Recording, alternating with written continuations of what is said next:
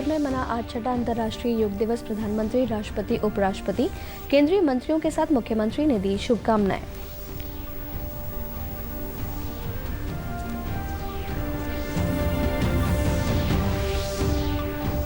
आज साल का पहला और सबसे बड़ा दिखा सूर्य ग्रहण। देश के कई स्थानों पर परफेक्ट रिंग तो हरियाणा के कुरुक्षेत्र में डायमंड की तरह हुए उसके दीदार।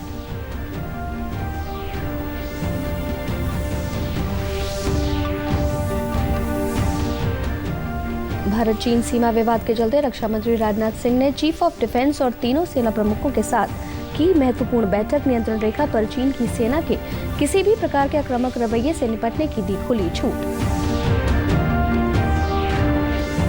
और भारत में कोरोना से रिकवरी की दर बढ़कर हुई 55.409%। अब तक 2,27,755 मरीजों ने दी कोरोना को मात। नमस्कार, मैं पल्लवी और अब समाचार विस्तार से। आज पूरे विश्व में छठा अंतर्राष्ट्रीय योग दिवस मनाया जा रहा है। कोरोना महामारी के कारण इस बार योग दिवस इलेक्ट्रॉनिक और डिजिटल माध्यम से घरों पर रहते ही मनाया गया। इस बार की थीम घर पर योग, परिवार के साथ योग है। राष्ट्रपति रामनाथ कोविंद ने ट्वीट कर कहा कि सबको अंतर्राष्ट्रीय योग दिवस की बधाई। प्राचीन योग विज्ञान मानवता को भारत का मूल्य उपहार है। मुझे प्रसन्नता है कि अधिकाधिक लोग योग को जीवन में अपना रहे हैं। संघर्ष व तनाव के बीच विशेष रूप से कोविड-19 के इस दौर में शरीर को स्वस्थ व मन को शांत रखने में योगाभ्यास सहायक सिद्ध होगा। उपराष्ट्रपति वेंकैया नायडू ने भी अपने आवास पर योग कर स्वास्थ्य के प्रति जागरूक होने का संदेश दिया। उपराष्ट्रपति ने कहा कि मन और मस्तिष्क की मजबूती के साथ योग पूरे विश्व समुदाय को एक साथ जोड़ रहा है। उन्होंने कहा कि 5000 साल पुरानी भारतीय परंपरा योग केवल शारीरिक क्रिया नहीं है, बल्कि इससे कहीं अधिक दर्शन और एक जीवन पद्धति है। इस बार योग दिवस आयोजन की शुरुआत प्रधानमंत्री नरेंद्र मोदी के संदेश के साथ हुई। राष्ट्र के नाम संबोधन में उन्होंने कहा कि जो हमें जोड़े, साथ लाए, वही तो योग है। जो दूरियों को खत्म करे, वही तो योग है। प्रधानमंत्री ने कहा कि कोरोना के संकट के दौरान दुनिया भर के लोगों का my life my yoga video blogging competition में हिस्सा लेना दिखाता है कि योग के प्रति लोगों में उत्साह बढ़ा है। अंतर्राष्ट्रीय योग दिवस का ये दिन एक प्रकार से एकजुटता का दिन है, जो हमें जोड़े, साथ लाए, वही तो योग है। जो दूरियों को खत्म करे, वही तो योग है। कोरोना के इस संकट के दौरान दुनिया भर के लोगों का my life my yoga video blogging competition में हिस्सा लेना इस बात को दिखाता है कि योग के प्रति उत्साह कितना बढ़ रहा है, कितना व्यापक है।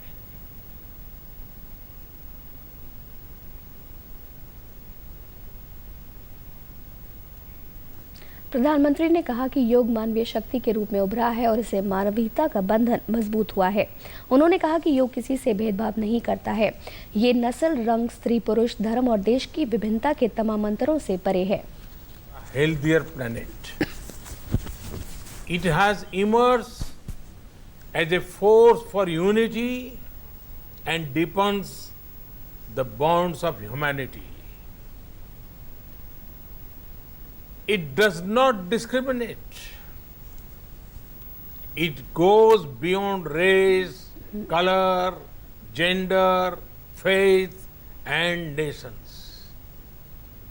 Anybody can embrace yoga. उन्होंने कोरोना वायरस से बचाव के लिए प्राणायाम की विशेषता का वर्णन करते हुए कहा कि कोविड-19 वायरस खासतौर पर हमारे श्वसन तंत्र पर हमला करता है। श्वसन तंत्र को सबसे ज्यादा मजबूती योग और प्राणायाम से ही मिलती है। कोविड-19 वायरस खासतौर पर हमारे श्वसन तंत्र यानी कि रेस्पिरेटरी सिस्टम पर अटैक करता है। हमारे रेस्पिरेटरी सिस्टम को स्ट्रांग करने में जिससे सबसे ज्यादा मदद मिलती है वो है प्राणायाम। अंतर्राष्ट्रीय योग दिवस पर केंद्रीय गृह मंत्री अमित शाह ने ट्वीट संदेश में कहा कि योग शरीर और मन, कार्य और विचार, मानव और प्रकृति के बीच सामंजस्य स्थापित करने का माध्यम है। उन्होंने कहा कि भारतीय संस्कृति के इस अनमोल उपहार को प्रधानमंत्री नरेंद्र मोदी के प्रयासों से वैश्विक स्वीकार्यता मिली है। वहीं केंद्रीय सूचना एवं प्रसारण मंत्री प्रकाश जावड़ेकर ने अपने आवास पर परिवार के साथ योग किया और देशवासियों को योग दिवस की शुभकामनाएं दी। उन्होंने अपने संदेश में कहा कि प्रधानमंत्री नरेंद्र मोदी की पहल पर 6 साल पहले पूरी दुनिया ने 21 जून को अंतर्राष्ट्रीय योग दिवस के रूप में स्वीकार किया था। योग वैसे भी अकेले भी कर सकते हो और इस बार मोदी जी ने आग्रह किया कि परिवार एक साथ करे और घर में ही करे। वही है कि रोज योगा का प्रैक्टिस करें। पौना घंटा लगेगा, लेकिन पौने घंटे में आपका शरीर और मन स्वस्थ हो जाएगा और बाकी भी जो एक्सरसाइज करने हैं वो कर सकते हैं, लेकिन ये निश्चित करना चाहिए। प्रदेश के राज्यपाल सत्यदेव नारायण आर्य ने भी प्रदेशवासियों को अंतर्राष्ट्रीय योग दिवस की शुभकामनाएं दी हैं। अपने संदेश में कहा कि योग भारत की प्राचीन पद्धति का एक अमूल्य उपहार है और स्वस्थ जीवन जीने की कला है। विश्व के सभी डॉक्टरों व विशेषज्ञों ने माना है कि शरीर में रोग प्रतिरोधक शक्ति बढ़ाकर ही कोरोना जैसी बीमारी से लड़ा जा सकता है। योग कम्युनिटी, इम्यूनिटी और यूनिटी के लिए बहुत जरूरी है। नियमित योग, व्यायाम और प्राणायाम करने से शरीर की रोग प्रतिरोधक शक्ति को बढ़ाया जा सकता है। हरियाणा प्रदेश वासियों को अंतर्राष्ट्रीय योग दिवस की हार्दिक बधाई एवं शुभकामनाएं। आज पूरे विश्व में अंतर्राष्ट्रीय योग दिवस मनाया जा रहा है।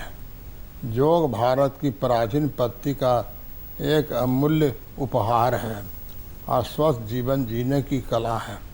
भारत के प्रधानमंत्री माननीय श्री नरेंद्र मोदी जी ने न केवल भारत को बल्कि पूरे मानवता को स्वस्थ रखने के लिए योग के प्रचार प्रसार का कार्य किया है। प्रधानमंत्री जी के प्रयास से ही योग को अंतर्राष्ट्रीय स्तर पर पहचान मिली है। अंतर्राष्ट्रीय योग दिवस पर मुख्यमंत्री मनोहर लाल ने योग को शरीर, मन और आत्मा को जोड़ने का विज्ञान बताया है। ट्वीट संदेश में उन्होंने प्रदेशवासियों को संबोधित करते हुए कहा कि शरीर में रोग प्रतिरोधक शक्ति बढ़ाकर ही कोरोना से लड़ा जा सकता है, इसलिए योग का महत्व और भी बढ़ जाता है। उन्होंने स्वयं भी कुछ योगासनों का प्रदर्शन कर लोगों से योग दिवस पर सहभागिता का आह्वान किया। उधर उप मुख्यमंत्री दुष्यंत चौटाला ने कहा कि योग स्वयं के माध्यम से स्वयं के लिए स्वयं की यात्रा है। उन्होंने इस अवसर पर प्रदेशवासियों के बेहतर स्वास्थ्य के लिए योग को अपनाने की भी बात कही। साल का पहला और सबसे बड़ा सूर्य ग्रहण सुबह 9:15 पर शुरू हुआ, 3:04 पर खत्म हुआ। हरियाणा में सुबह 10:20 से लेकर 1:47 तक ये देखने को मिला। भारत में कई स्थानों पर सूर्य ग्रहण परफेक्ट रिंग की तरह देखा गया। वहीं हरियाणा के कुरुक्षेत्र में ये डायमंड रिंग की तरह दिखा। प्रत्येक वर्ष कुरुक्षेत्र में इस अवसर पर विश्व प्रसिद्ध आयोजन होता है। कोरोना महामारी के कारण राज्य सरकार की गाइडलाइन के चलते आम जन की रोक रही। जानकारी के अनुसार कुरुक्षेत्र के ब्रह्म सरोवर के विभिन्न घाटों पर सोशल डिस्टेंसिंग का पालन करते हुए साधु संतों द्वारा वैदिक मंत्रोच्चारण के साथ सूर्य ग्रहण अनुष्ठान का आयोजन किया गया। प्रशासन द्वारा यहां सूर्य ग्रहण को देखने के लिए टेलीस्कोप भी लगाए गए थे। ऐसे में यहां उपस्थित श्रद्धालुओं ने पहले सरोवर में स्नान किया और बाद में टेलीस्कोप से सूर्य ग्रहण को देखा। श्रद्धालुओं ने इसे एक नया अनुभव बताया। कुरुक्षेत्र के सांसद नायब सिंह सैनी ने कहा कि कोरोना महामारी के चलते सरकार की गाइडलाइन के तहत ही अनुष्ठान का आयोजन किया गया। अनुष्ठान में विश्व शांति और सभी के बेहतर स्वास्थ्य की कामना की गई।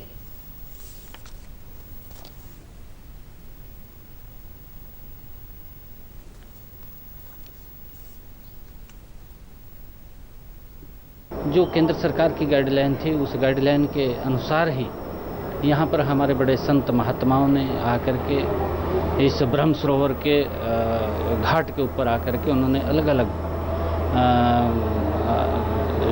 पूजा अर्चना की है। इस विश्व शांति के लिए, मानव जाति के कल्याण के लिए, इस कोरोना जैसे वैश्विक वायरस की समाप्ति के लिए यहाँ पर पूजा अर्चना की गई है। पहली बार टेलीस्कोप से सूर्य ग्रहण देखा, बहुत ही बढ़िया लगा। पहले हम वैसे देखते थे लेकिन वो चीज़ नहीं दिख पाती थी जो रियल होती थी। टेलीस्कोप से बहुत ही अच्छा जो रियल था वो दिखा, कैसे उसका रिंग बना, कैसे वो छोटा है और वापस अपने आकार में उसी में आ रहा है, वैसा दिखाई दे रहा है। सूर्य ग्रहण के दौरान कुरुक्षेत्र में आयोजित अनुष्ठान के समय सीएम मनोहर लाल ने वीडियो कॉल करके संतों से बातचीत की। उन्होंने कहा कि सूर्य ग्रहण के दौरान धर्म क्षेत्र कुरुक्षेत्र के ब्रह्म सरोवर के पावन तट पर राष्ट्रीय कल्याण के लिए सात्विक अनुष्ठान में काशी और ब्रज से महान साधु संतों ने यज्ञ किया है। इस अनुष्ठान से पूरे विश्व का कल्याण होगा और देश व प्रदेश कोरोना महामारी से मुक्त होंगे।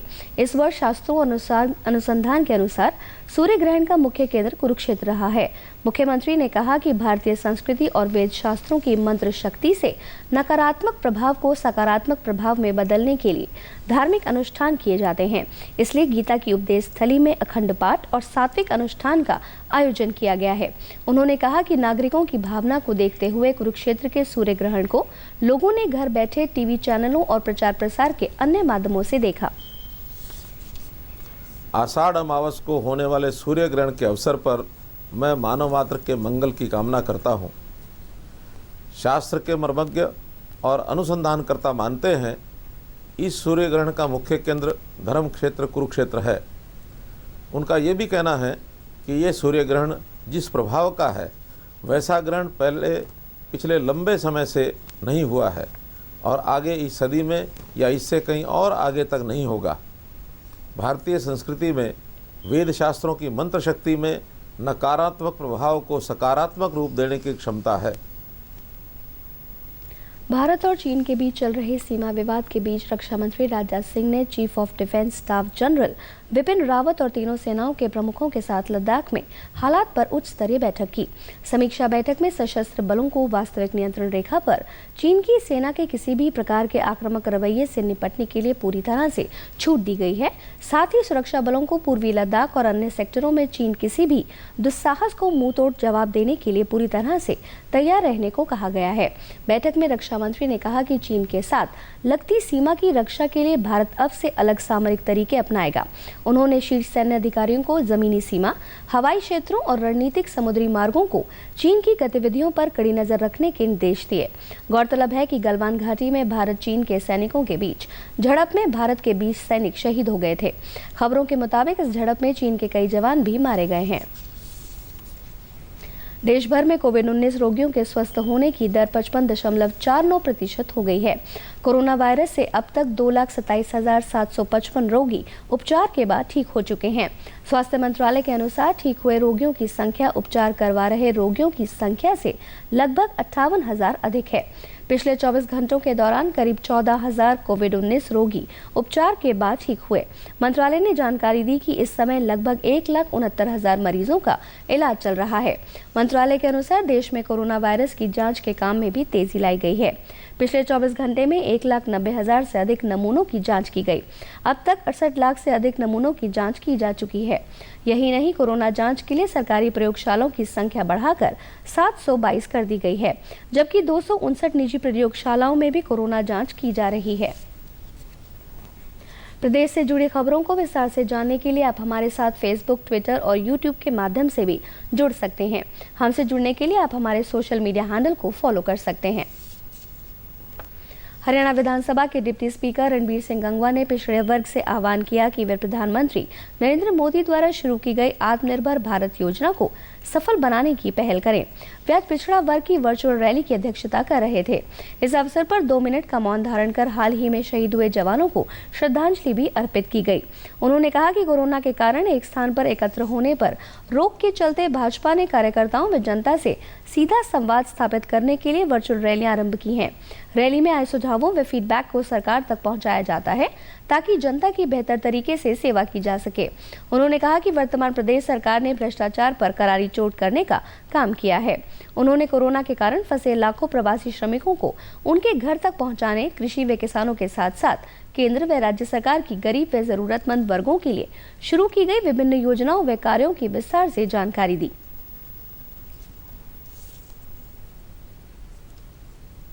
इस कोविड महामारी के टाइम पे जहां हम जनता से डायरेक्ट संवाद के रूप में उनसे पूछ भी लेते हैं कि इसके अंदर क्या होना चाहिए, किस तरीके की व्यवस्था होनी चाहिए, सरकार क्या कर रही है, उन तमाम चीज़ों को उन तक पहुंचाने का जो है वो काम करते हैं।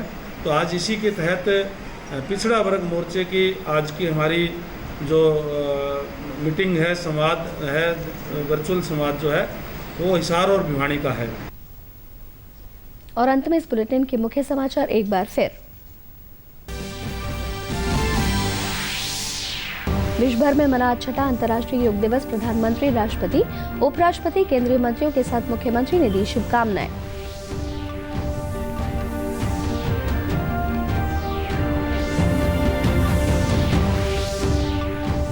आज साल का पहला और सबसे बड़ा दिखा सूर्य ग्रहण। देश के कई स्थानों पर परफेक्ट रिंग तो हरियाणा के कुरुक्षेत्र में डायमंड की तरह हुए इसके दीदार।